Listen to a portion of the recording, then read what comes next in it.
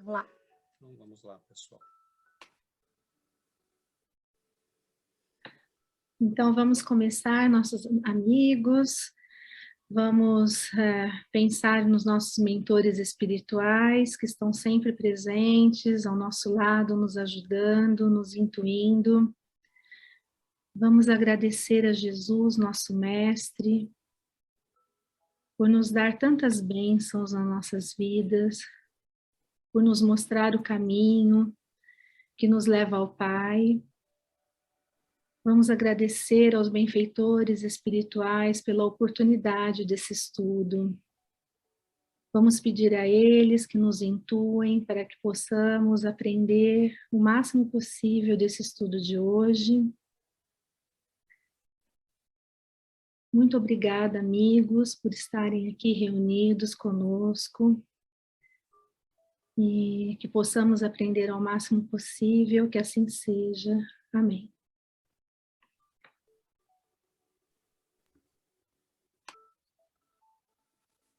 Muito bom.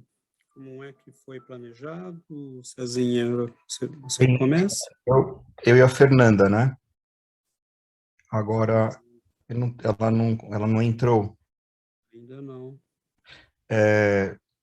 Ela está com a apresentação, mas eu posso tentar ver se eu pego, coloco... Eu não saberia nem como colocar essa apresentação que ela fez num outro aplicativo, né? No Geniali. O que eu tenho são as minhas anotações que eu posso apresentar através delas. Ela não falou nada? Vocês então, chegaram a conversar? Conversamos, ela até me escreveu agora aqui no Ela está entrando aqui. Ela está entrando, né? Então tá. Oi, gente, desculpa, não sei o que está acontecendo com o meu computador. Ok, consegui arrumar, desculpa. Tudo bem. Boa noite, todo mundo. Cezinha estava tremendo já. Era uma pegadinha, né? Só porque é a minha primeira vez. Não, cheguei. Boa noite, todo mundo. Já liberou aqui? Já. Então, a Fê você consegue projetar, né, Fê, a apresentação? Consigo. Já posso começar? Podemos. Como sugestão, enquanto a Fê está colocando, como a gente vai comentar o capítulo 2 da epífase, a glândula pineal, eu dei uma sugestão junto com a Fê, a gente pensou em passar um vídeo. Ele tem 4 minutos, do Dr. Sérgio, peguei a referência com a Paula, mas vocês já comentaram bastante dele. É um vídeo de 4 minutos que ele fala só da glândula pineal, que é mais para recapitular alguns pontos dela, porque eu acredito que é importante ter um pouco de um conceito extra na hora que a gente fez esse estudo dos missionários do capítulo 2, né? Como ali tem na discussão do André Luiz está observando essa glândula específica e o instrutor Alexandre está comentando o funcionamento dela, eu senti, junto com a Fê, a gente conversou, senti que poderia dar uma pincelada a mais. Então, acho que tudo bem no começo da apresentação, acho que vai passar um vídeo de 4 minutos para todo mundo e aí a gente entra na sequência com o estudo, pode ser? Vocês estão conseguindo ver?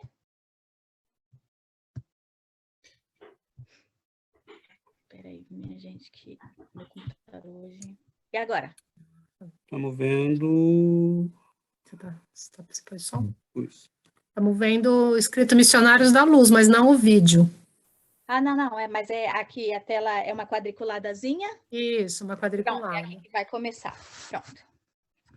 Então, como o Cezinha deu a introdução, a gente vai ter aqui no comecinho um videozinho explicando um pouquinho. A glândula pineal, ela é mais do que uma glândula. Eu acho que esse nome não é muito adequado. Porque a glândula pineal, ela é também um órgão sensorial. Então, ela é glândula porque ela produz um hormônio, que é a melatonina. Mas ela é um órgão sensorial porque ela transforma o magnetismo em neuroquímica. Tá? Por exemplo, nem toda imagem que você capta pelos olhos, nem toda luz que você capta pelos olhos vai formar imagem. parte da luz que você capta pelos olhos vai para a glândula pineal, para regular o ciclo de vigília e sono.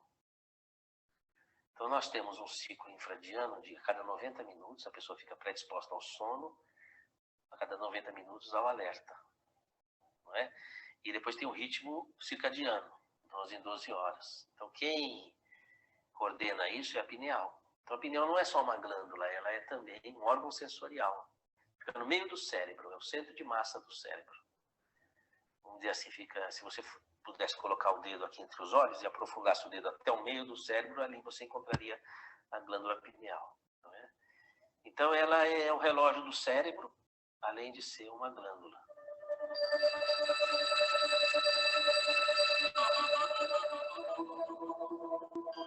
Então, no corpo, a glândula pineal ela tem várias funções. A função endócrina da glândula pineal é desbloquear na puberdade o funcionamento das glândulas sexuais para que elas produzam hormônios e a pessoa se torne fértil. E a função regular da pineal ao longo da vida de uma pessoa, a função neurológica dela é...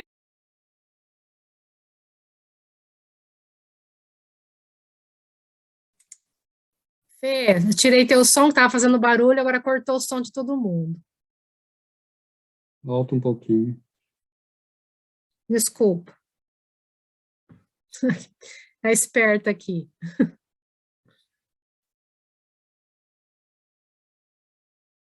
Só voltar um minutinho.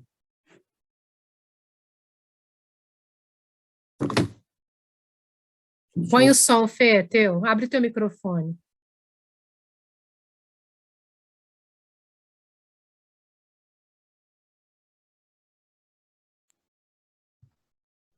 Ok. Desculpa, desculpa. Não, desculpa, Eugi, meu computador realmente está dando problema. A glândula pineal, ela é mais do que... A pineal não é só uma glândula, ela é também um órgão sensorial. Fica no meio do cérebro, é o centro de massa do cérebro.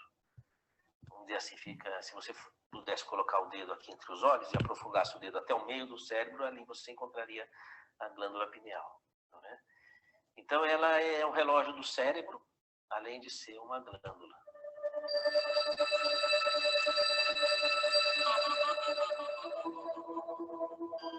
Então, no corpo, a glândula pineal ela tem várias funções. A função endócrina da glândula pineal é desbloquear na puberdade o funcionamento das glândulas sexuais para que elas produzam hormônios e a pessoa se torne fértil.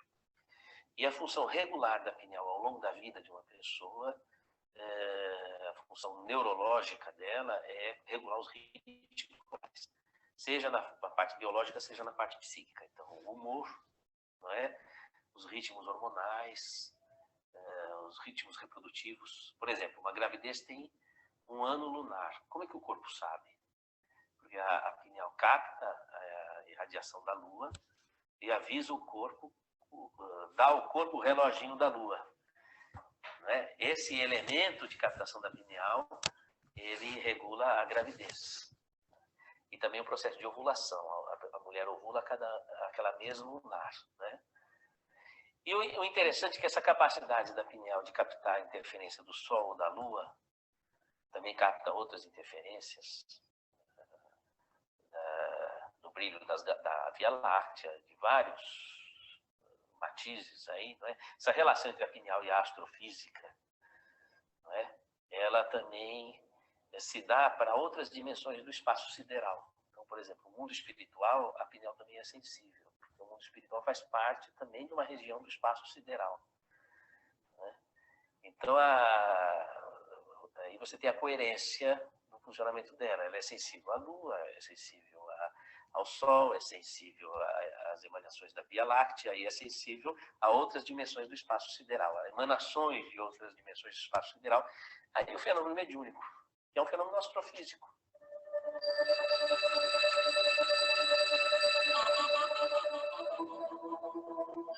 Pois está explicado, não é? Veja, a pineal é o único órgão do corpo que se relaciona com a dimensão espaço-tempo, que é a quarta dimensão. Não tem nenhum outro órgão que se relaciona. E a dimensão espiritual começa a partir da dimensão espaço-tempo.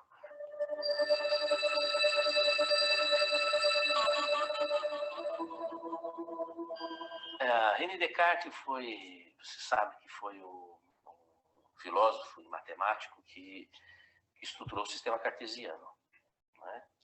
Aqueles eixos de abscissa e ordenada, né? As ordenadas e as abscissas. Daí surge toda a parte da geometria analítica. Tudo funciona em função de geometria analítica, né? Do ponto de vista de engenharia, de tecnologia, tudo, né? E o Descartes foi quem fundou essas coisas. E depois ele escreve um livro, estuda uma obra que chama L'Alma et le Corps, a alma e o corpo, que ele diz que a alma está ligada ao corpo pela glândula pineal. E ele abre essa discussão.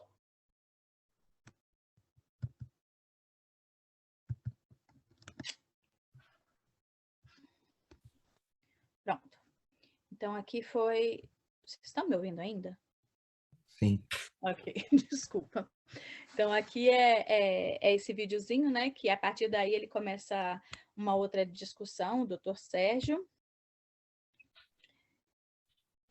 Então, depois do videozinho, a gente entra na parte do texto mesmo, que todo mundo já deu uma lida antes.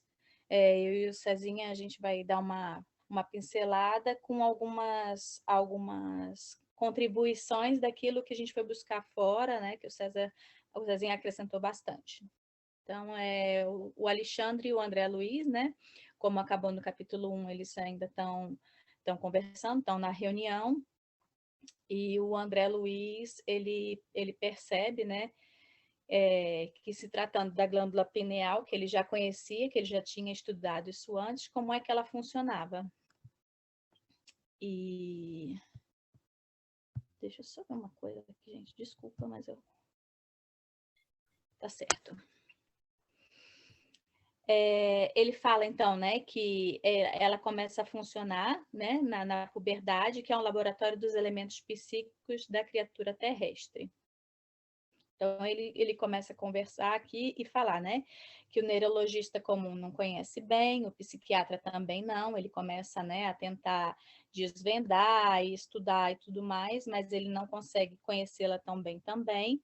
Os psicólogos, através de Freud, né, ele acaba desviando um pouco, né, com a interpretação que ele deu, e ele exagera na questão da libido. E aqui volta a explicar o que o Dr. Sérgio falou no vídeo para a gente, que ela fica, então, adormecida na fase infantil. Quando chega na época da puberdade, é que ela começa a ativar as glândulas, né, sexuais, e aí que é quando ela se acorda, né? Posso fazer um comentário? Claro. Tem uma...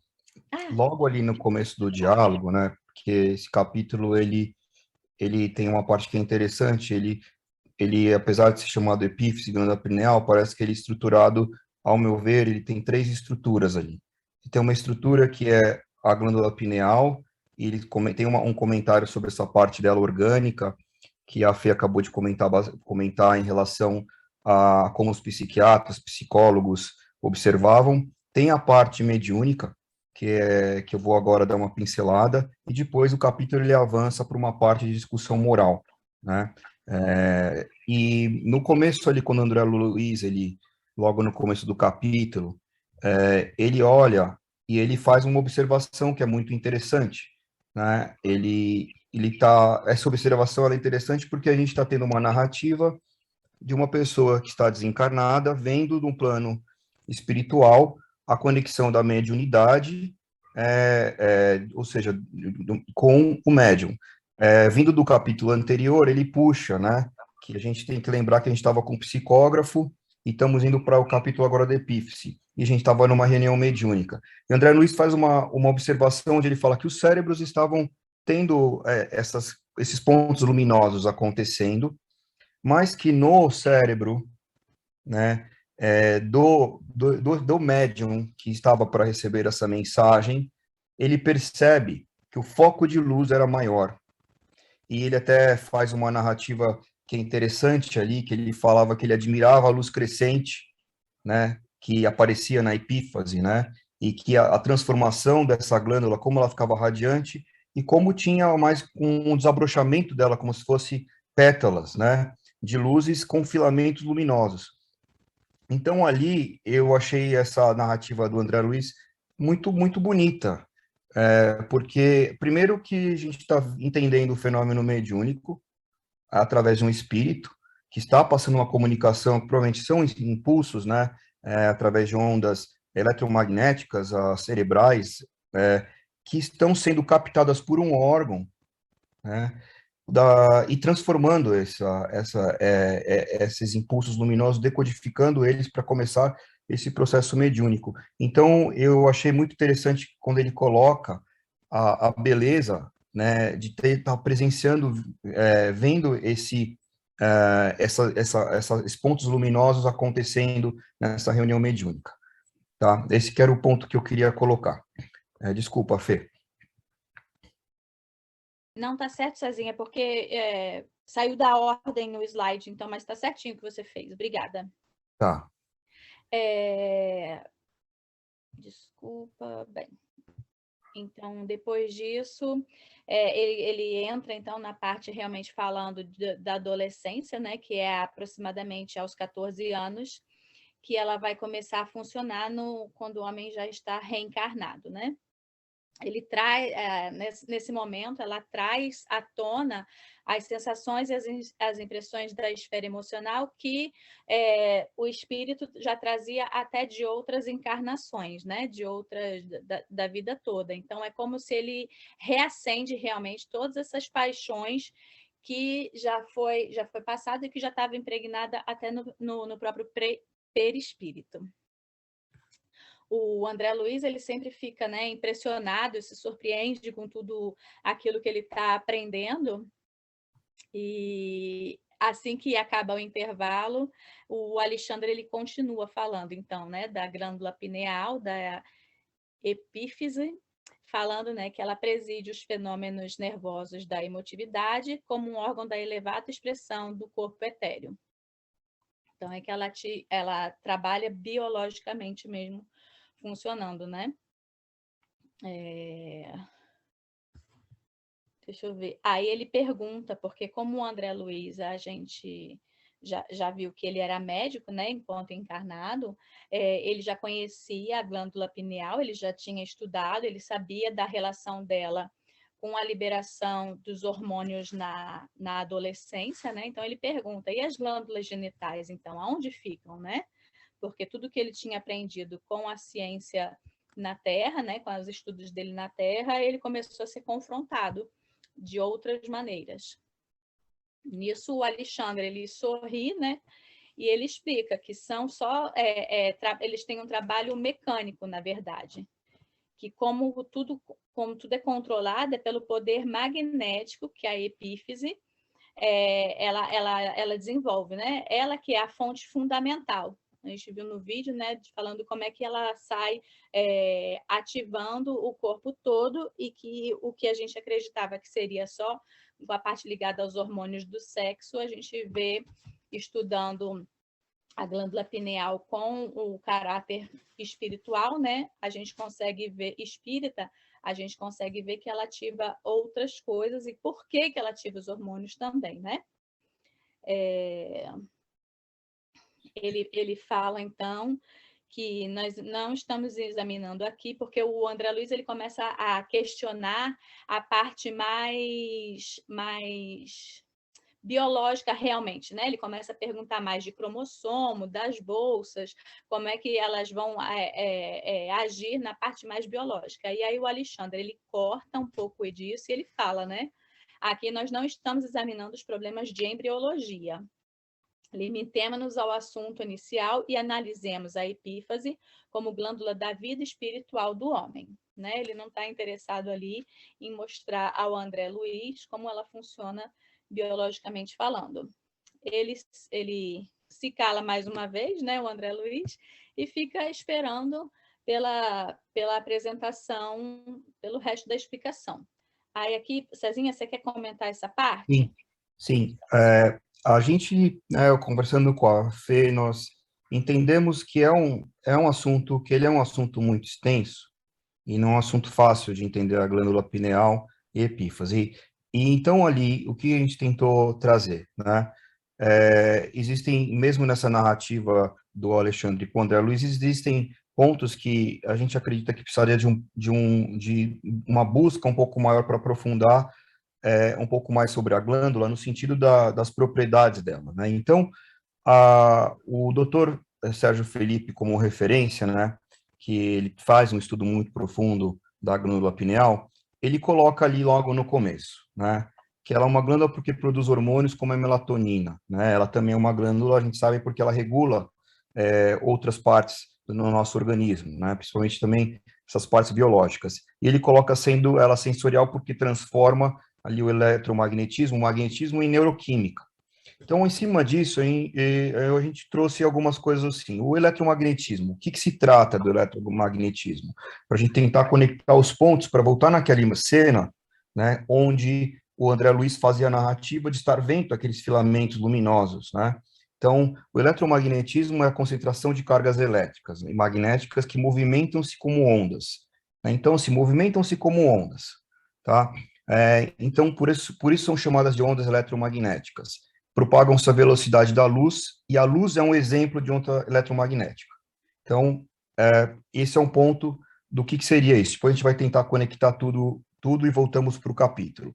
Neuroquímica é a ciência que estuda a relação entre a estrutura química de certas moléculas e sua atividade no sistema nervoso central, né? Como são transmitidos, por exemplo, impulsos nervosos, né? Como a informação é armazenada, né? Então, o neurônio é a célula responsável por propagar o impulso nervoso, né? Então, a gente entende, né, que o impulso nervoso, o que ele é? Na verdade, é uma corrente elétrica que percorre os axônios, que é a parte do neurônio responsável pela transmissão desse impulso, com o objetivo de transmitir uma informação.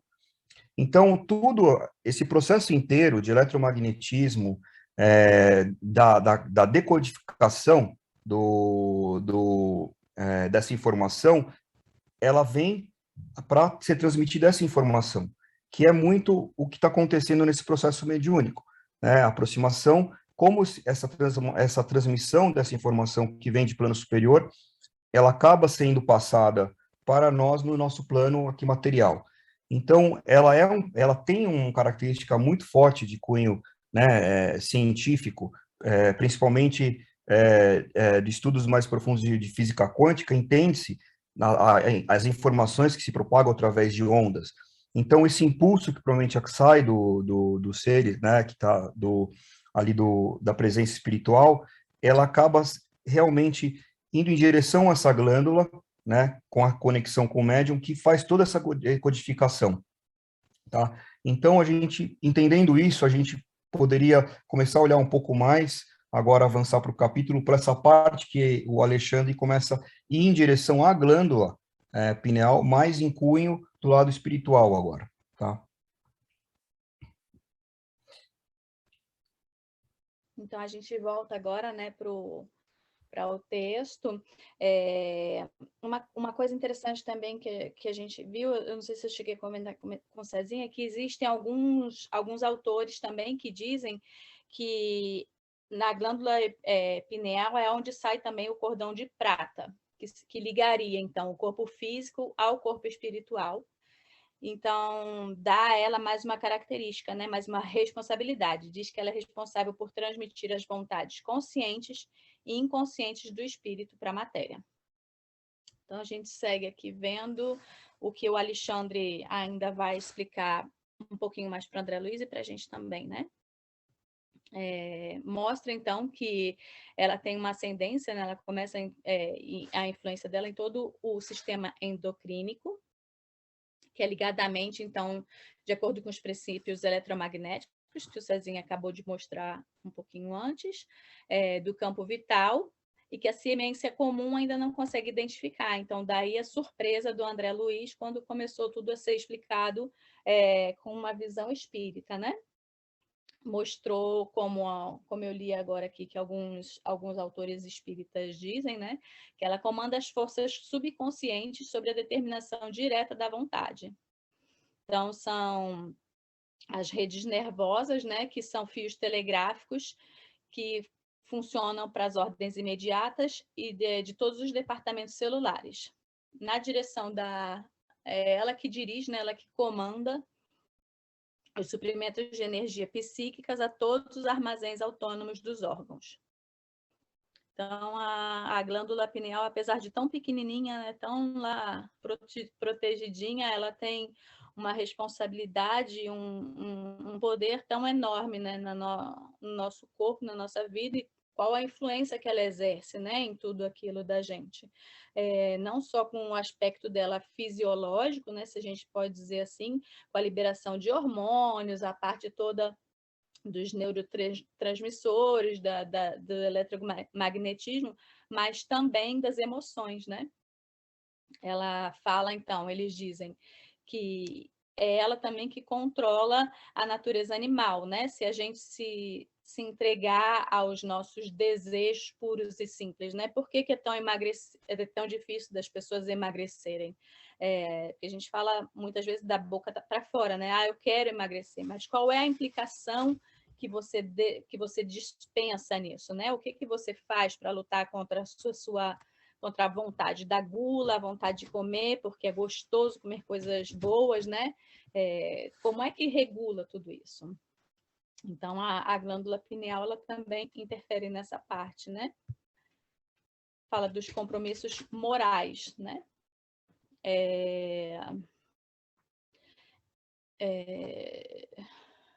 Aqui ele fala também, né, os fenômenos da hereditariedade fisiológica também, que são, na verdade, toda uma linha. Se a gente pegar uma linha de pensamento, né, por exemplo, se continuar nessa questão da gente querer comer sempre sem controle e sem conseguir realmente dosar, né, tudo isso, pode ser que se exista numa próxima reencarnação que essa pessoa venha com um problema de diabetes ou alguma coisa digestiva, que seja uma coisa mais forte do que ela, para impedir ela de ceder novamente a esses desejos descontrolados. Então, a glândula pineal, na verdade, ela tem que ser muito bem cuidada, muito bem tratada, de acordo com todos os nossos pensamentos, com as nossas vontades, com os nossos desejos.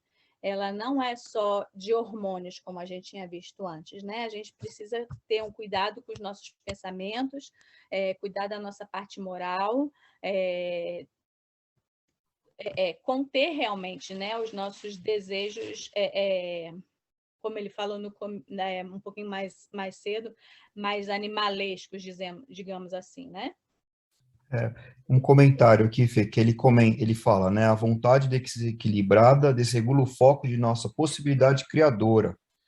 Então, o que a gente entende que, né, nessa glândula, ela tem uma influência no corpo como um todo, mas essas nossas vontades, né, ou essas buscas que talvez venham também muito dessa nossa parte mais animal, né, onde nós perdemos o controle, acaba com que cria, de uma certa forma, um tipo de obstáculo ou bloqueio no potencial que essa glândula poderia nos ter de nos ajudar com o processo de elevação, né, de ampliar a conexão. Então, eu achei muito interessante isso, e até um pouco difícil nesse texto, né, nesse capítulo, entender o quanto que as nossas escolhas, né, na vida podem afetam essa nossa conexão, né, essa parte do nosso órgão que se conecta com esse mundo que seria um mundo espiritual, que nos traz muito. Ele coloca muito isso, né,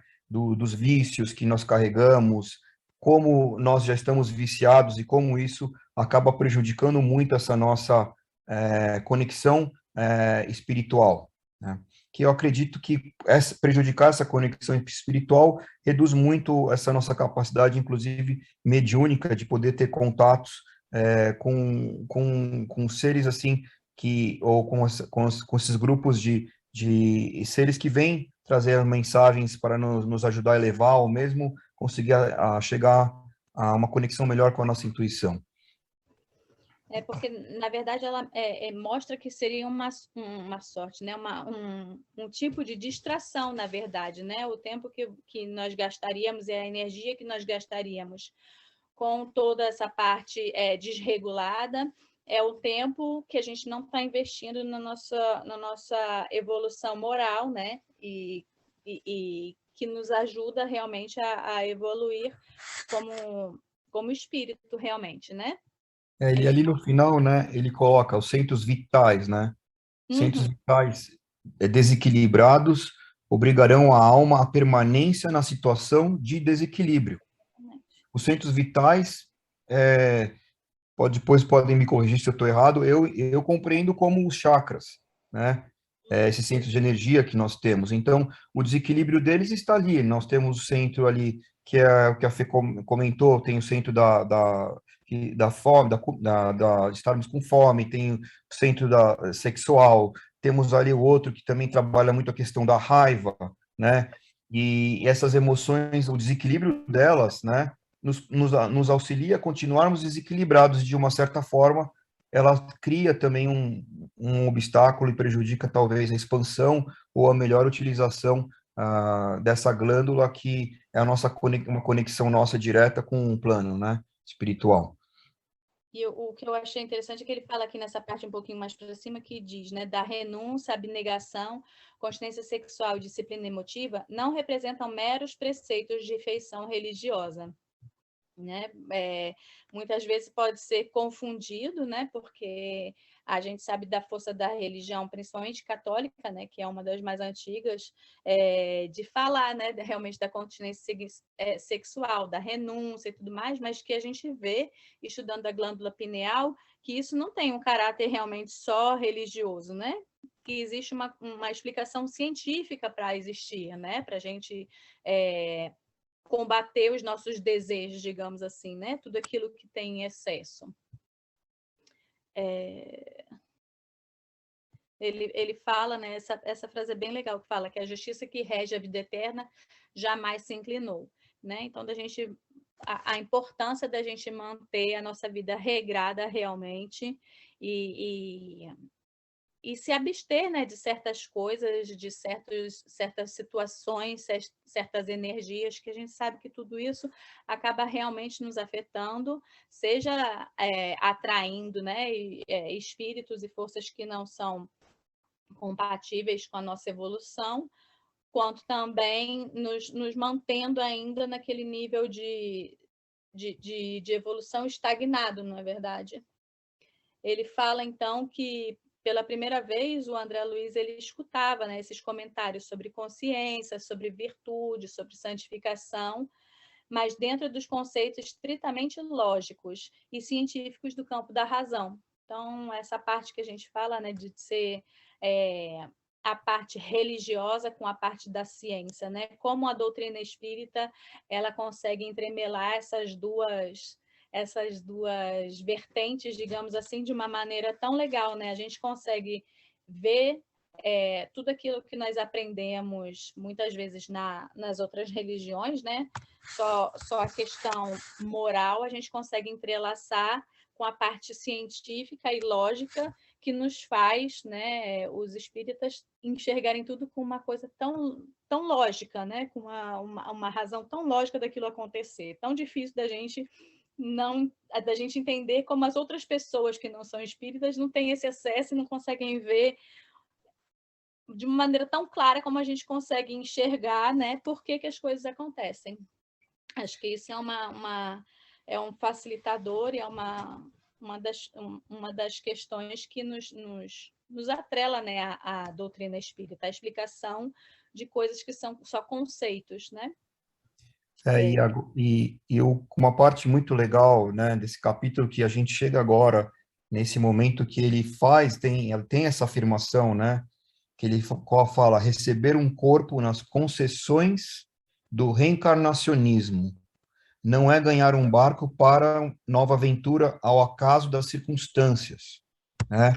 Então, fica muito claro que esse processo de estar aqui reencarnado não é uma aventura, nós não estamos aqui para simplesmente vir nos divertir e fazer né, tem um pessoal que fala, né, conseguir ter as suas conquistas materiais, a gente está aqui por algo além, né? E ele coloca muito bem nisso daí, quando ele deixa bem claro ali que significa responsabilidade definida no serviço de aprendizagem, elevação ou reparação. Uhum. Né? Ele deixa bem claro essa reparação, a chance de estar aqui também como, além de aprendizado, elevação de reparar, né? Reparar provavelmente o nosso passado, né? O que cometemos, né? Nos esforços evolutivos ou redentores. Então, e ali ele entende como essa pergunta que eu coloquei para mim, como sendo uma pergunta que amplia muito esse estudo como um todo da epífase da glândula pineal, que sai apenas da glândula, né, sai apenas do mecanismo dela e se amplia como um todo, como um todo para o corpo, né? Não pelo corpo em si, mas para nós como espírito também, compreende agora as funções da epífase no crescimento mental do homem e no enriquecimento dos valores da alma. Então, essa é uma pergunta que eu achei muito forte, né, e ela é uma pergunta que ela é muito reflexiva, porque em todo o processo de estar aqui, é um processo de busca de uma evolução, né, e nós estamos sim aqui reparando erros, né, estamos sim aqui numa busca de elevação espiritual e de aprendizado, né, e fiquei assim, foi até muito interessante ver como que essa conexão de uma glândula que fica ali no meio, né, do cérebro, ela faz essa conexão contínua entre a vida material aqui e a vida espiritual, como ela tem um poder de nos ajudar, né, no momento que a gente tem uma entrega para essa busca, né, de nos doutrinarmos, né, perante a vida, como isso pode nos auxiliar a uma expansão em direção a essa evolução que provavelmente deve ser uma das grandes razões que estamos encarnados, né?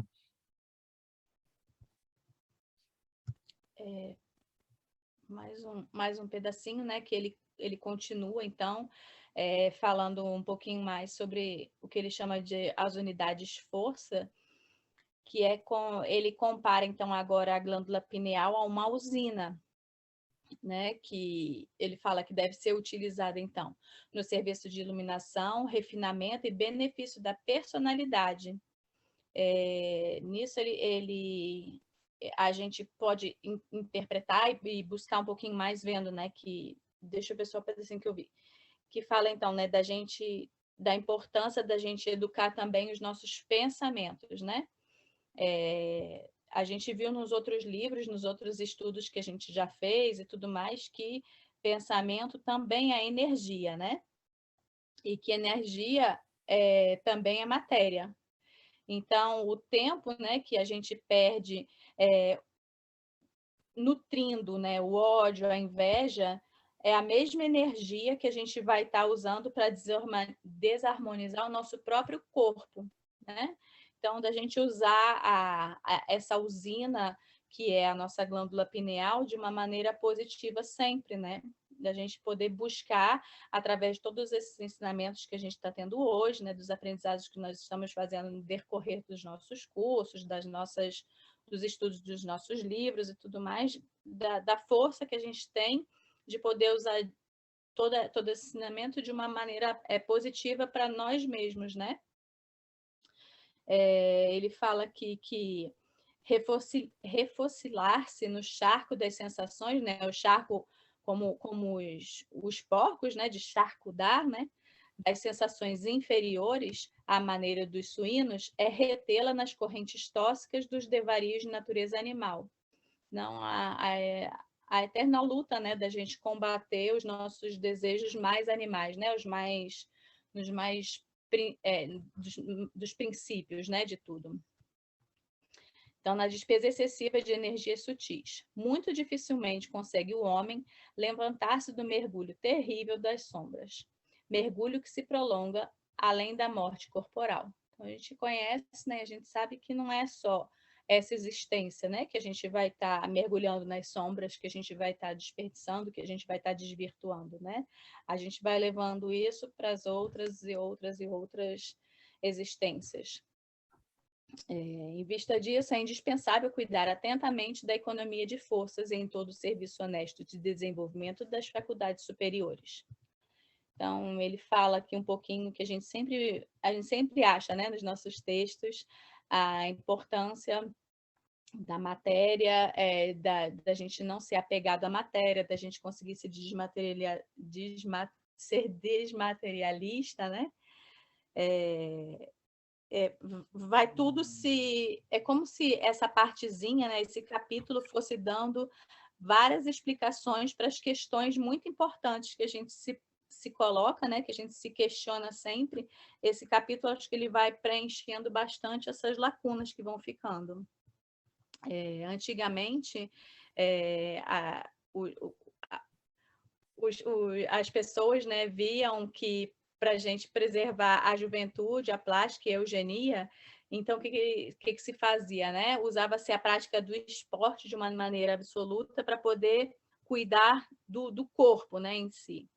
Mas contra os perigos possíveis, que seria a acumulação das forças nervosas, que são as secreções elétricas da epífase, se aconselhava, então, aos moços de todos os países o uso do remo, da bola, do salto, da barra, das corridas a pé.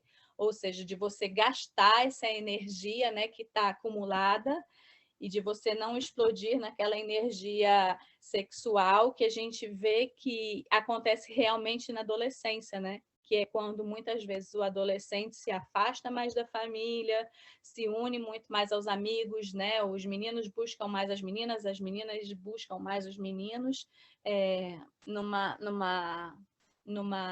movimento, né, natural de ser, né? Por toda uma questão de hormônios e tudo mais, mas como é importante, apesar desse afastamento, né, dessa busca pelos seus semelhantes, de serem aceitos, né, entre os outros adolescentes, como é importante realmente dos pais estarem ainda presentes, né, e se mostrarem atentos, e de mostrar também da importância de cuidar também dos pensamentos, das companhias e tudo mais.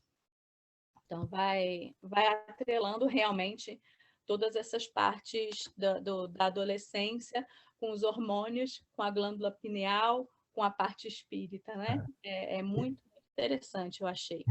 Fazer um comentário ali, ele comenta, ele fala, né, secreções elétricas, nervosas, né, da glândula, colocando como o esporte como uma libertação, né? Uhum. Que a gente entende, vamos pensar na adrenalina, né? Uhum. A adrenalina em acúmulo deixa a pessoa, né, completamente eufórica e uma necessidade enorme de ação, né? Então o esporte ele libera muita adrenalina, a pessoa termina, fica bem. Então ele coloca que o esporte tem uma importância assim na vida, tem uma processo de socialização, mas que é no próximo slide que vai dar o gancho, né? Mas que através que a glândula pineal como uma liberação disso, mas que o esporte fazendo essa liberação dessas energias, né, nervosas, elétricas, magnéticas, ele não é suficiente no sentido da busca do equilíbrio, né? Ele é um escape, né? Uhum. Uhum. É algo que ajuda, né? Ele não é o principal. Ele pergunta, então, né? Agora você entende por que é importante a renúncia, né? Você percebe a grandeza da lei de elevação pelo sacrifício? Então, ele faz as comparações, né, para que seja de uma maneira mais clara, né, e mais prática, para que a gente consiga entender. A sangria estimula a produção de células vitais na medula óssea. A poda oferece beleza, novidade e abundância nas árvores. Então, o homem que pratica verdadeiramente o bem vive no seio de vibrações construtivas e santificantes da gratidão, da felicidade e da alegria. Não é fazer teoria de esperança. É princípio científico, sem cuja aplicação na esfera comum não se liberta a alma, descentralizada pela viciação nas zonas mais baixas da natureza. Então, a explicação, né, do porquê que é importante realmente a renúncia, né? Como se fosse um resumo direto daquilo que é importante. Como ele viu, então, né, vai chegando agora na parte final realmente do capítulo, o Alexandre vai vendo que todas essas instruções, essas explicações que ele está dando vão tomando muito tempo. Ele conclui, né, de acordo com as nossas observações, a função da epífise na vida mental é muito importante. Ele diz, então, o André, né? Sim, considerei. Compreendo agora a substancialidade da sua influenciação no sexo e entendo igualmente a dolorosa e longa tragédia sexual da humanidade. Percebo nitidamente o porquê dos dramas que se sucedem, ininterruptos, as aflições que parecem nunca chegar ao fim, as ansiedades que esbarram no crime, o cipoal do sofrimento envolvendo lares e corações, né? Nitidamente, como ele fala ali, realmente, né? Quantos impérios não cederam, não caíram por causa de tramas, né? Com caráter sexuais, com seduções, quantas famílias não se desfizeram, não? Quantas desgraças aconteceram por causa disso também.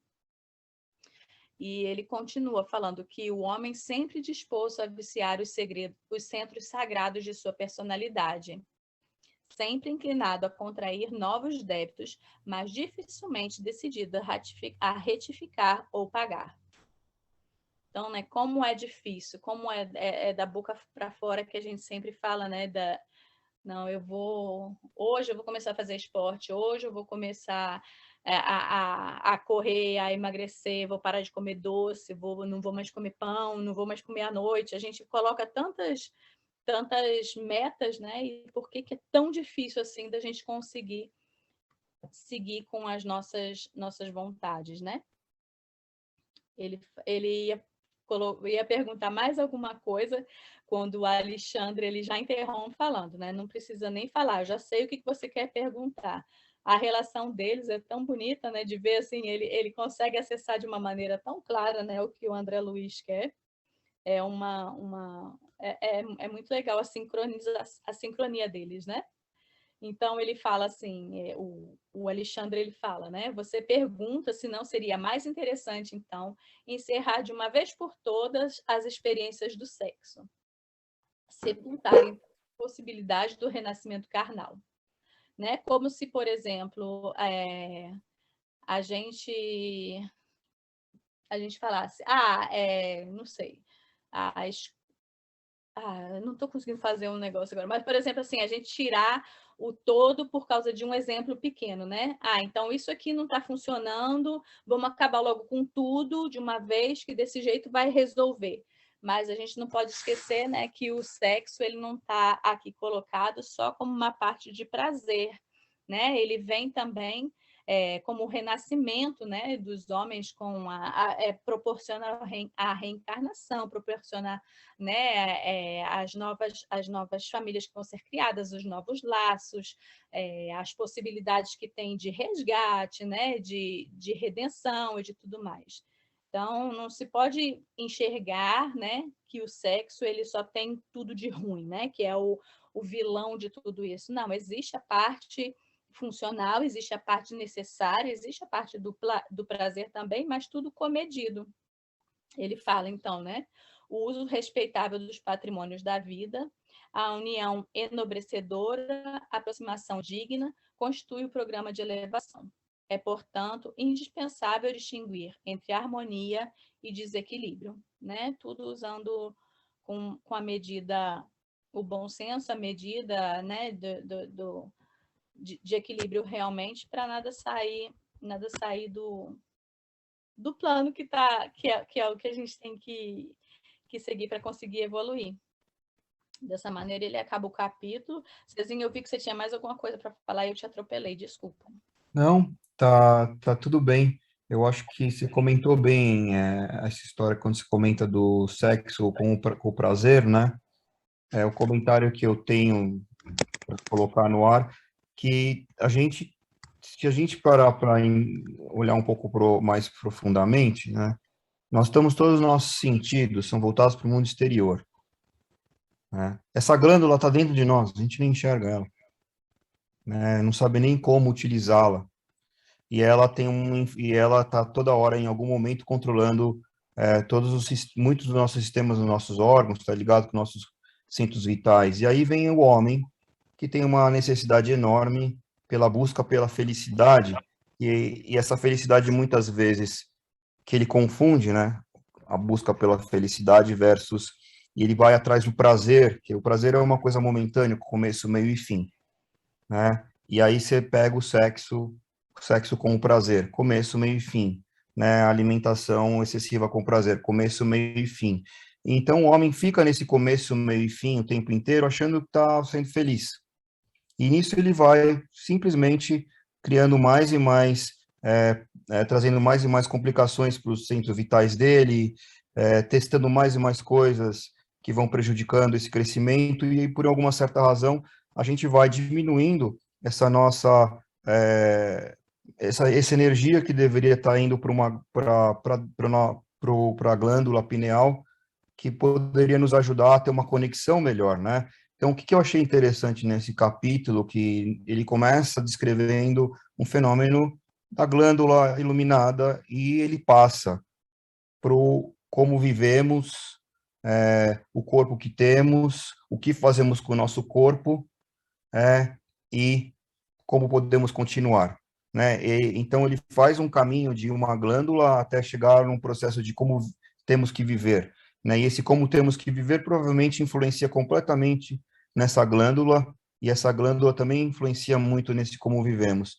Então, o que eu achei bastante pertinente nisso é a gente tentar lembrar que aquele médium que no começo estava sendo visto como toda aquela iluminação, ele era um médium com práticas harmoniosas, estaria tendo, provavelmente vai descrever ao longo do livro, essa comunicação, né, que começou através dele, como um médium puro, né, um ser que conseguiu atingir uma certa pureza, e na hora que ele atinge essa pureza, ele está recebendo do plano espiritual essa conexão com o plano melhor, onde muitos de todos nós, né, na vida, devido a nossos vícios e as práticas que nós temos, a gente acaba retraindo, né?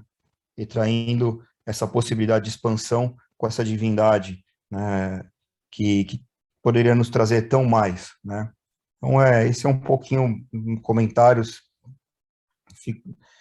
Enfim, eu não tenho mais nada para comentar agora. Não sei se você tem, Fê. Então, ficamos aí para vocês fazerem as perguntas. Bom, obrigado pela apresentação. Esse é um capítulo muito complexo, né? A gente tem vários elementos que daria, né, para a gente explorar separadamente. Tem uma teoria, né, que quando você estuda os diálogos de Platão, um teórico, algum tempo atrás, ele falou, havia um aspecto esotérico, né, com X, e havia um aspecto esotérico com S. Né? Esotérico com X quer dizer para fora, público, e um aspecto esotérico com S, que é um aspecto que você não teria acesso muito fácil. Os livros do André Luiz são assim. Tem uma série de coisas que precisam ser preenchidas, que estão nas entrelinhas. E isso, obviamente, demanda tempo, estudo, né? E um pouco de experiência. Nós não vamos ter tempo, pelo menos eu acho que não, né, de explorar todos esses aspectos. Vamos dar um exemplo, né, disso, né, talvez eu consiga no tempo que nos resta, dar um exemplo disso que eu estou falando. Por exemplo, ele conecta a pineal com a nossa vida moral, né? Isso foi bem ressaltado pelo César e pela Fernanda. Mas ele diz que pela primeira vez ele entendeu, de um ponto de vista científico, por que nós deveríamos ter uma vida moral saudável, sadia. Na verdade, ele diz isso, mas cabe a nós preencher o buraco. né? Por que que ele está dizendo isso?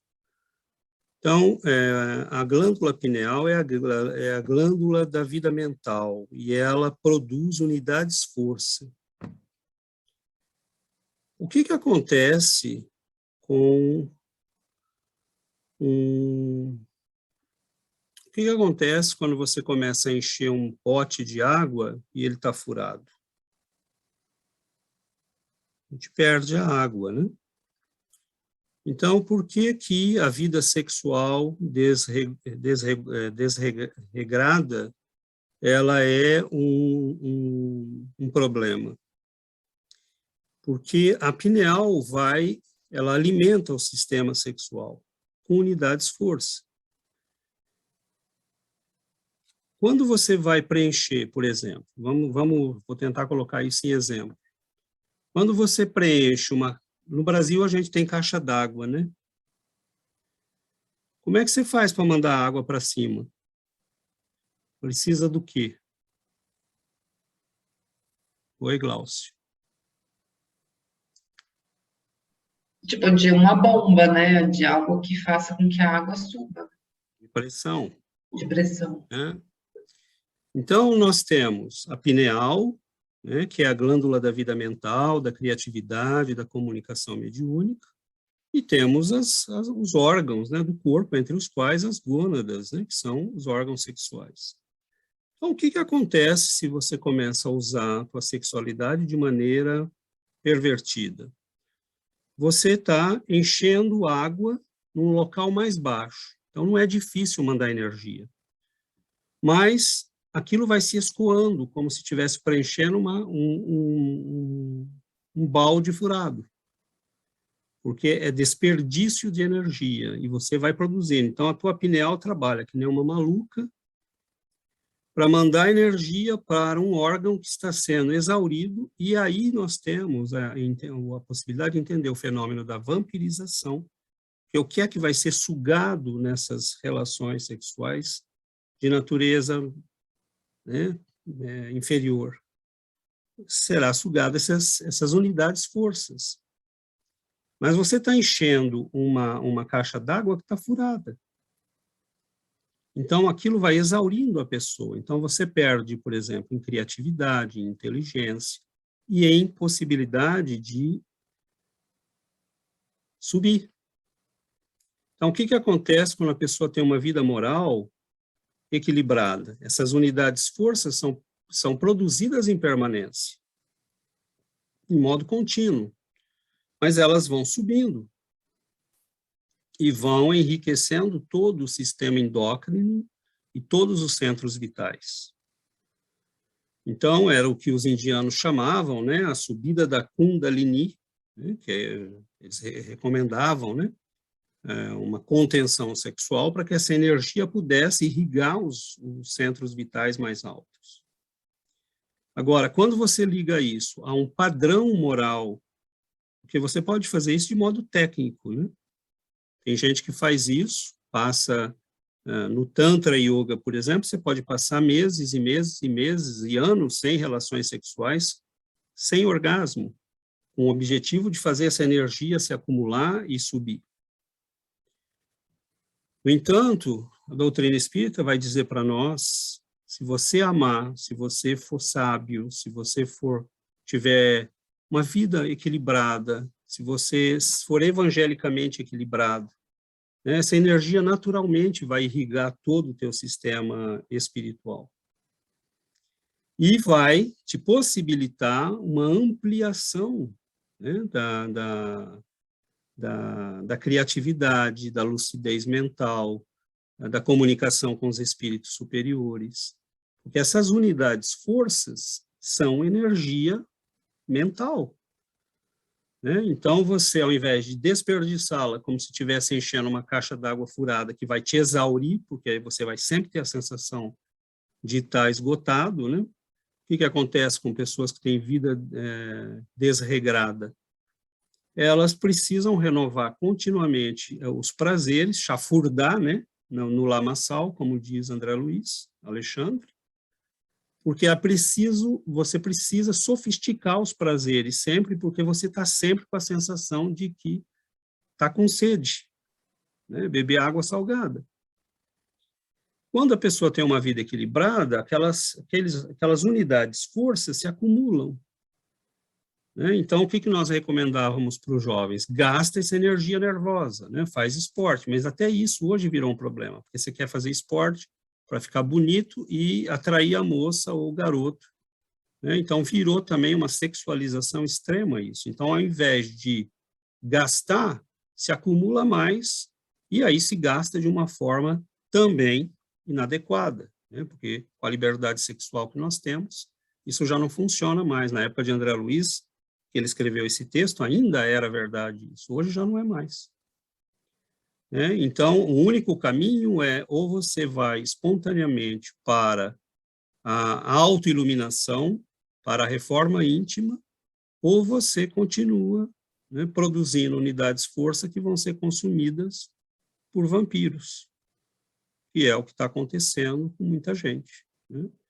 A gente vê aqui no Canadá meninas de 20 anos que, né, toda semana tem um parceiro novo, e aquilo é inesgotável, porque a pessoa está sempre com sede. Né? Então, isso é um exemplo, né, do que está nesse capítulo. Está implícito, está escondido, né? E é difícil ver, porque André Luiz, ele lança, mas ele faz como Sócrates e Platão.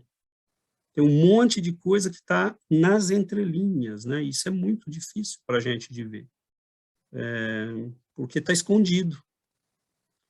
Né? Então, assim, por exemplo, o fenômeno do vampirismo se explica, mas se explica também o oposto.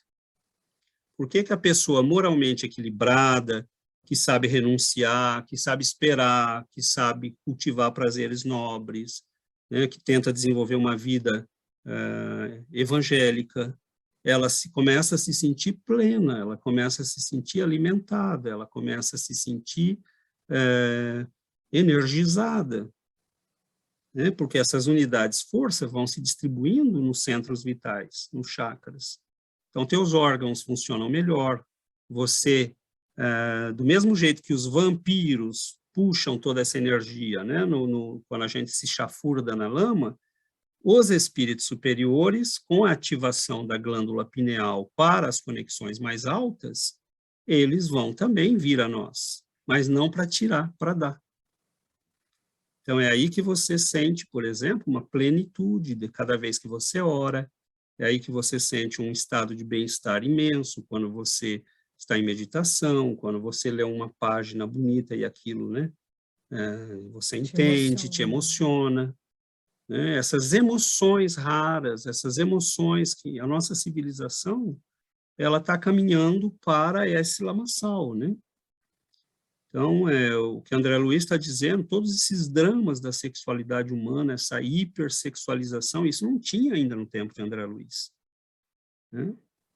Hoje ele ficaria aterrorizado se ele tivesse que escrever esse livro de novo. A hipersexualização, né, na mídia, nas redes sociais, na televisão, na música, né, tudo passa pela hipersexualização. Então, é a humanidade gastando, né, fazendo o motor psíquico funcionar 24 horas por dia para produzir energia que vai ser enviada para uma caixa d'água que está sempre furada, que está sempre perdendo energia, né? Porque é gasta de forma incorreta e porque é vampirizada. Então, a nossa evolução moral, quando ele termina o capítulo dizendo, né, isso não é mais uma questão religiosa, isso é científico. Né? Nós, espíritas, entendemos por que isso é científico. Então, isso nós estamos explorando um aspecto do que ele falou, né? E a questão do inconsciente, as outras questões todas que ele levanta, né?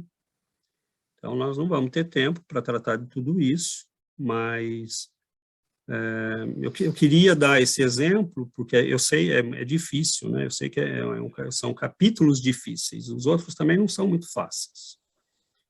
Mas a gente tem que tentar, quando estudar nesses capítulos, tem que tentar preencher alguns pedaços, porque ele faz realmente o método socrático, né? Ele faz afirmações e elas não parecem conectadas, mas na verdade tem um monte de coisinha ali que é para ser amarrada, né? Mas ele não fala, né? Porque ele sabia que isso ia vir com o tempo, ia vir com tempo, mais estudo, mais ciência, né? E muito bacana a ideia que vocês tiveram, né, de apresentar o Dr. Sérgio no início, porque ele é alguém que está explorando todas essas hipóteses, né, da influência da pineal na vida psíquica. É bonito que ele fala, né, que a pineal faz a gente estar conectado com o cosmos, na verdade. E isso também é uma coisa que está dito, mas precisa ser preenchido. Né? Por exemplo, nós temos um sistema funcionando 24/24. Algo que em nós sabe o que está acontecendo no universo, sem que o nosso consciente saiba, porque o nosso consciente está ocupado com pagar a conta de luz, com comprar coisa no supermercado, com levar o filho na escola, né? Mas algo em nós sabe o que está se passando. E esse algo em nós sabe o que está se passando também na esfera psíquica ao redor de nós. Né? Então, se a gente prestasse atenção nas nossas sensações, nas nossas intuições, no que a gente percebe das pessoas, tudo isso é a pineal, porque ela capta magnetismo. Né? E as pessoas e os meios estão enviando magnetismo o tempo todo para nós. E é para essa glândula que nós temos o espelho refletor. Né? Então, ela está o tempo todo sabendo tudo o que acontece. Nós estamos conscientes, entre aspas, de tudo que está acontecendo no universo, na galáxia, né? Mas também no nosso meio ambiente, com as pessoas. Né? E esse mecanismo está funcionando, né? Em contínuo. A gente dorme, ele está funcionando. Ele sabe a hora de nos acordar, ele sabe a hora de... Né? Então, é um sistema maravilhoso, né? Que nós estamos começando a entender. André Luiz joga algumas coisinhas, né? E esperando que o futuro nos leve a mais pesquisa, né? Como gente como o Dr. Sérgio Oliveira, por exemplo. Né, ele está explorando todas essas noções, né, ele lança uma série de hipóteses, e é nesse aspecto que o trabalho dele é interessante, porque não está escrito, muita coisa que ele fala não está escrito no André Luiz, em lugar nenhum. Mas o que ele faz? Ele tenta preencher, né, esses vazios que o André Luiz deixou. Ela é a glândula da mediunidade. Como? Então, aí ele tenta preencher, ela capta onda eletromagnética, mas ela capta também onda mental. E onda mental pode ter tanto um espírito encarnado quanto um desencarnado. É por isso que a gente está consciente do que está acontecendo com as pessoas, no meio. A gente sabe que alguém está triste, a gente sabe que alguém está feliz. Então, é muito vasto, ele deixa muito buraco aí que nós teríamos, né, que fazer, como o Cezinha disse no início, muito estudo, para preencher, né, esses vazios que ele deixa aí. Algumas vezes é possível, outras ainda é muito cedo. Né? Então, mas eu dei um exemplo aí com essa questão das unidades força e a vida moral, né? Mas a gente poderia fazer, né, outros exercícios desse tipo com outras afirmações que ele fez. Mas é isso a beleza do estudo, né? A gente vai ter outras ocasiões lá para frente, e a gente vai poder explorar outros aspectos, né, que a gente não pôde explorar hoje. Bom, era isso que eu tinha para dizer. Agora, desculpa o tempo que eu levei, abrimos aí, temos ainda alguns minutos.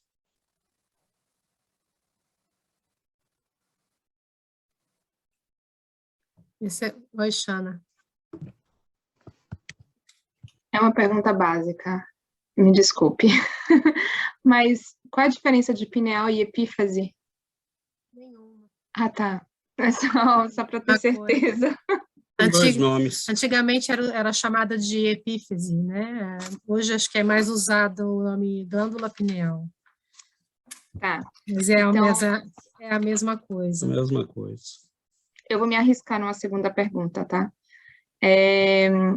Então, eu tinha visto que essa glândula, ela é percebida nas crianças, né? O tamanho dela é maior, ela é percebida maior nas crianças, ela vai se calcificando ao longo do tempo e vai diminuindo, né? E eu também, eu não vou lembrar agora, acho que eu fui pesquisando, enfim, acho que foi até no site do Dr. Sérgio Felipe, parece que ela é percebida um pouco maior, mais nítida nas pessoas que têm uma certa mediunidade elevada? É isso mesmo? Tá. Ela é... Pode terminar. E aí, eu fiz uma associação com relação às crianças, né? Se ela é percebida maior nas pessoas que têm uma mediunidade, quando adultos, né, mais elevadas, e as crianças, ela também é maior, a gente sabe que as crianças, ela tem uma mediunidade também. Por que são... Bom, eu pelo menos eu não conheço, tá? A questão da psicografia, dessas conexões, por que não... os espíritos, então, não fazem essa conexão com as crianças, já que elas têm essa mediunidade mais elevada? Não sei se vocês conseguem entender a relação que eu estou tentando fazer. Talvez vocês tenham uma explicação, mas eu não enfim. Eu entendi o senso da tua questão, para onde você está tentando levar, imagino que eu entendi, né? Se pela minha resposta você vai dizer se sim ou não. Na verdade, ela é percebida nas crianças, mas ela tem outra função nas crianças. A mediunidade das crianças, a função nela na criança, a gente pode, como hipótese, né, do que a gente leu até aqui, a criança está reencarnando, né? Uhum. Até 7, 8 anos, a criança não está reencarnada ainda. Então, a glândula tem um papel importante no trânsito do espiritual para o físico. É como se você estivesse fazendo um download. Então, você está acomodando milhares de anos de evolução num corpinho que está começando a uma nova existência. Uma parte vai ter que ficar no arquivo secreto, outra parte vem para o consciente. Quando chegar ali para os 14 anos, então, uma parte nova é liberada. Mas essa glândula, ela está fazendo todo o trânsito das informações do perispírito para o corpo, mas o corpo está em formação. E a criança ainda está meio a meio, por isso que ela tem essa facilidade de, às vezes, perceber o outro lado, mas isso não quer dizer que ela é médium. Porque o médium é um instrumento consciente de comunicação. O médium participa conscientemente do fenômeno. Ele não é um objeto, né? Então, são coisas diferentes, né? Os espíritos não utilizariam a criança, embora isso seja possível, mas a glândula na criança não tem essa função precípua de funcionar para a mediunidade. Ela está fazendo um monte de coisa ali e, na verdade, ela está super ocupada. Então, por exemplo, quando ele fala do inconsciente, no texto do André Luiz, uma das coisas que a glândula está fazendo é organizar todas as informações de centenas de anos de vidas, evolução, e deixar passar aquilo que é importante para essa vida, segundo o que foi planejado no plano espiritual e programado no corpo perispiritual, e segurar o resto. Então, é por isso que ele fala que ela é a glândula que controla o inconsciente, porque ela deixa passar e segura aquilo que é importante para uma vida. Então, é por isso que a criança, às vezes, lembra. Por que os relatos de lembrança de reencarnação acontecem sempre com criança? Você não vê adulto, raramente. Adulto tem déjà vu, eu acho que, né, ou lampejos, mas tem criança que lembra tudo, lembra o nome, onde viveu, com quem era, qual é o nome do pai, da mãe, por que morreu, como morreu, né? Os relatos porque ela ainda não está reencarnada. E o download está sendo feito e uma parte das informações ela consegue pegar. Mas aquilo, com o tempo, some, vai apagando, né? À medida que você ganha consciência nessa nova vida, né? Agora, é lógico que cada espírito é de um jeito, e cada um de nós reencarna de um jeito, e cada um de nós vai ter uma glândula pineal de um jeito, né?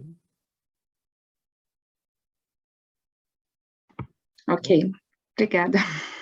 Nada. É muita coisa, né? Nós vamos ter que fazer muita pesquisa. Oi, Adriana. Não, é porque a Shana falou da glândula como se ela fosse diminuindo, né? Foi isso que você falou, não foi? Calcificando. Calcificando. Então, na minha área, né? Não sei se todo mundo sabe, né? Mas eu era dentista no Brasil, e tem principalmente aqui no Canadá, todo mundo é muito dividido, né? Entre como é que fala em português mesmo? Orientação. Fluoretação da água ou não, né? Então, tem gente que é super a favor, tem gente que é super contra, e do pessoal do contra, que inclusive eu faço parte disso, eu não sou a favor, né, da fluoretação da água, exatamente porque falam que o flúor, ele se acumula na glândula pineal, né? Então, ele pode ajudar nesse processo de calcificação da glândula pineal. Então, esse foi realmente o motivo que me fez me tornar contra isso. Quando eu comecei a entender isso, eu era a favor, depois comecei a mudar e estou na turma do contra agora. Então, tudo bem, né, bem sério. Mas você vê que é interessante, né? Porque o Dr. Sérgio Oliveira, ele vai dizer que a calcificação, ao contrário do que pensam, né, os cientistas, que era um adormecimento da glândula, na verdade, é a preparação dela para a comunicação mediúnica, né? Porque os cristais vão funcionar como captores, né, de ondas eletromagnéticas. Então, é interessante porque ele vai até emitir algumas hipóteses, né, que captando o pensamento do espírito e mandando para o centro da fala, você tem um médium psicofônico. Captando o pensamento do espírito pelos cristais e mandando para o centro da escrita, você tem um médium psicógrafo, né? Então, isso são hipóteses, não está escrito no André Luiz, mas ele está preenchendo os buracos de um jeito interessante. Por que interessante? Porque é lógico, porque concorda com o que a gente conhece e tem um poder explicativo muito grande, né? Então, é interessante porque esses cristais, na verdade, funcionam, né? Como, por exemplo, a gente tem cristais usados nos computadores, né? Nos processadores, são cristais de silício, né? A gente tem cristais em vários lugares da eletrônica e da óptica, porque eles facilitam a transmissão de luz e informação. Então, é muito bonito, porque, na verdade, nós temos um computador mesmo, né, na cabeça, mas que vai muito além das funções orgânicas, né? Ele está envolvido em muita coisa. Agora, esse enobrecimento das nossas energias transforma essa glândula num captor de energias superiores, né? Porque a gente não está perdendo, a gente está mandando para cima, né, essa energia. Então, ela vai vitalizando, né, os centros vitais e vai fazendo esse processo, né? Todos esses centros vitais vão sendo dinamizados ao ponto que a gente vai ver pessoas, por exemplo, que a Fernanda tocou na questão do regime, né? Se você trabalha no bem, se você investe, né, o teu tempo em caridade, o regime vem naturalmente, porque a alimentação psíquica começa a exigir menos alimentação física.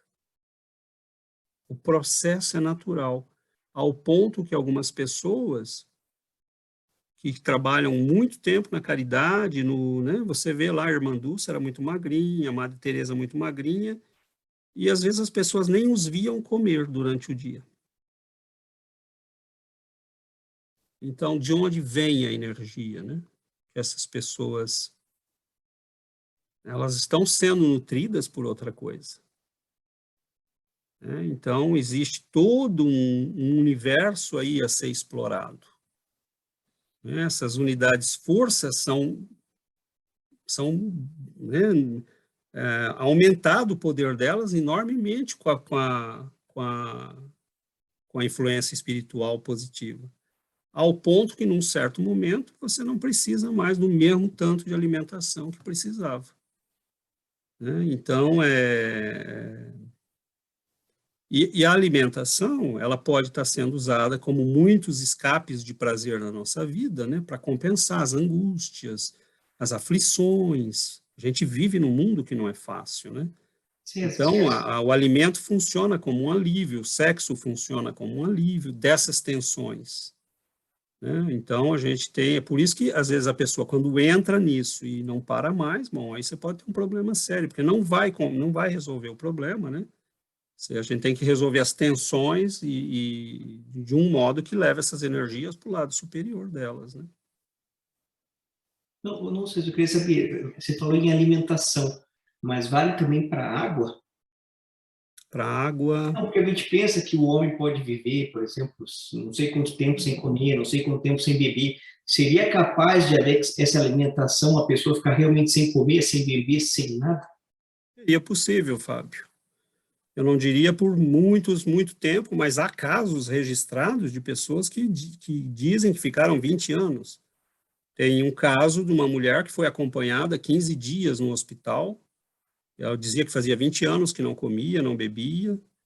E os médicos falaram, bom, vamos testar, né? 15 dias é possível para todo mundo. Qualquer um de nós aqui conseguiria, né? A gente ia roer as unhas, né? Mas a gente conseguiria ficar 15 dias sem beber, sem comer. E o problema é que nós emagreceríamos drasticamente, né? O nosso metabolismo ficaria alterado imediatamente. 2, 3 dias a gente já estaria com cara de sofredor. E essa mulher, ela ficou numa boa. Não mudou nada, todas as taxas de sanguínea, todos os hormônios, todos os sódios, potássios, tudo estava normal. Então,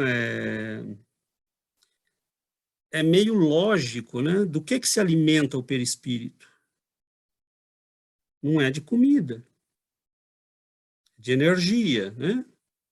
E do que se alimenta o nosso corpo? Não é de comida, é de energia. Quando você come uma maçã, você está comendo a energia do sol que foi acumulada nas ligações químicas que estão na maçã. Então, você come a maçã, libera a energia que o sol acumulou ali, você está comendo energia. Então, a gente acha muito fantástico isso, mas, na verdade, não é. Né?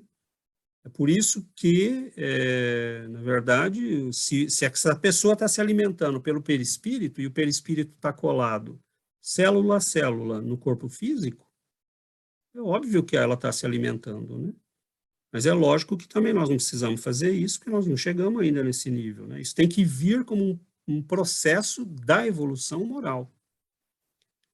Né? Primeiro faça o bem, primeiro se dedique ao próximo, primeiro faça alguma coisa que não seja só, né, cuidar da gente mesmo. E aí a gente vai começar a sentir essas diferenças. Né? Senão a gente vai ficar batendo a cabeça em regime, né, porque a gente está lutando contra algo que funciona para nós como uma válvula de escape, né, para as tensões do mundo e da vida. Mas é impressionante, né, como isso você vai vendo, vai ligando em todas as áreas da nossa vida. Aprendizagem, né, por exemplo, isso aí pode dar ideias, né, para médicos, para especialistas em saúde humana, saúde da população. Por exemplo, quantos problemas, né? Não sei se vocês já viram em alguns filmes, que eles dão pílulas para diminuir o impacto da energia sexual na vida das pessoas. Por exemplo, no Fahrenheit 759, é uma sociedade que as pessoas tomam pílula para ficar feliz. Né? Então, por exemplo, nós poderíamos pensar numa pílula para bloquear a pineal na fase da adolescência.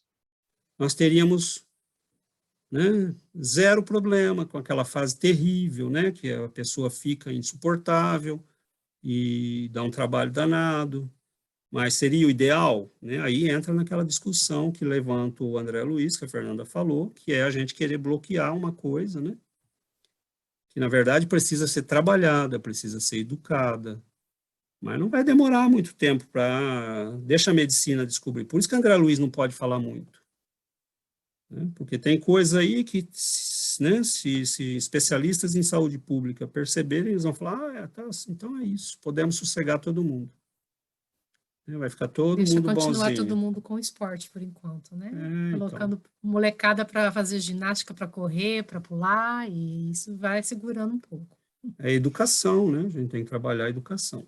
Mas, gente, que em resumo acho que quando Jesus disse sede perfeitos, né? É essa sublimação dessa energia. Então, é colocar o que a gente tem para trabalhar para isso, né? A glândula pineal para fazer a sublimação da nossa energia. E desmaterializando, né? A gente vai se desmaterializando. Então, canalizando a energia para o que é bom, para fazer o que é sublime em nós, nós vamos nos desmaterializando. Então, a energia ela vai ser usada para a nossa perfeição, né? Para o ser de perfeitos, para que a gente ganhe em luz. E é um trabalho, né? É um trabalho moral que todo mundo tem que fazer em si mesmo. E isso foi visto lá por... Nossa, terminamos, né? O nosso tempo esgotou.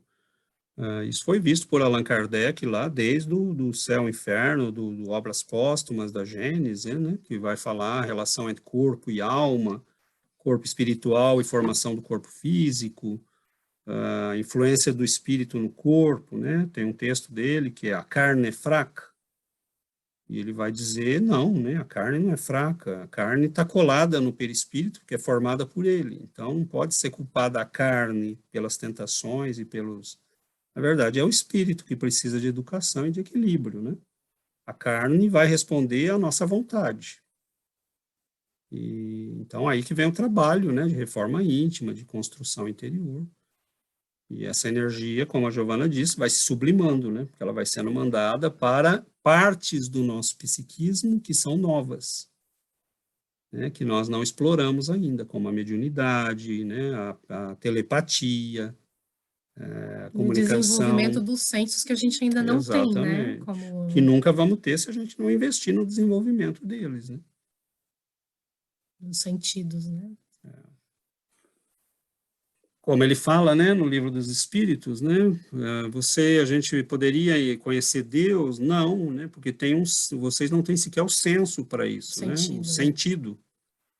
Né, então é como se ele falasse, né, não é como você querer que um cego entenda o que é a luz.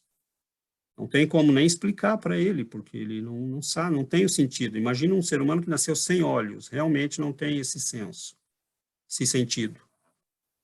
Não tem como explicar para ele o que é a luz.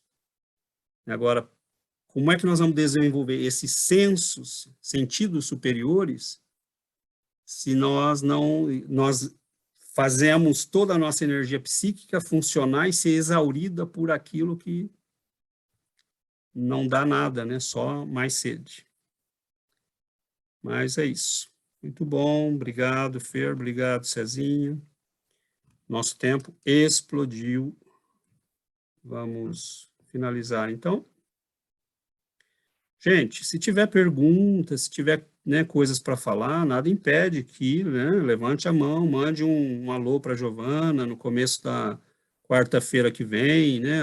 Eu gostaria de ter discutido mais tal assunto, né? A gente, dentro da possibilidade do tempo, né, a gente sempre pode ir voltando e não tem nada fechado, né?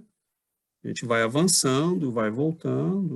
O objetivo nosso é estudar, aprender, né, e crescendo juntos. Então, vamos fazer a nossa prece.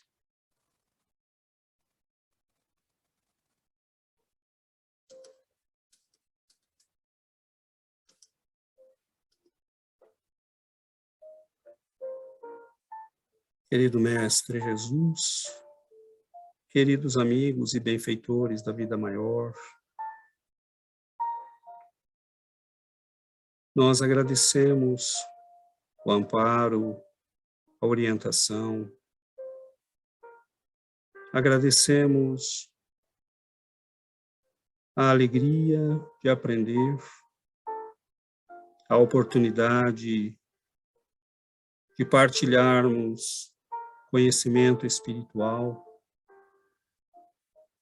o sagrado conhecimento espiritual, que nos descortina esta nova vida, este novo eu para cada um de nós.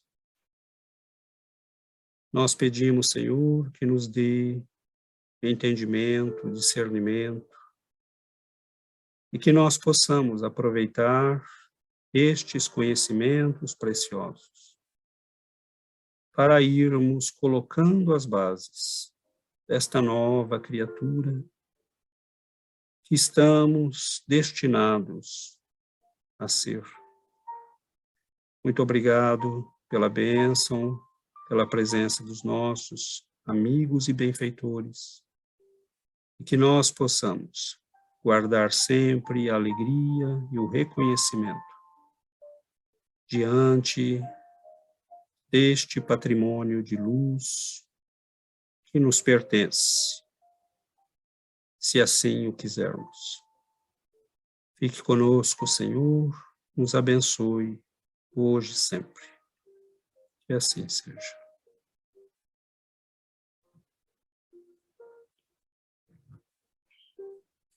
Nossa, muito obrigada, Vi.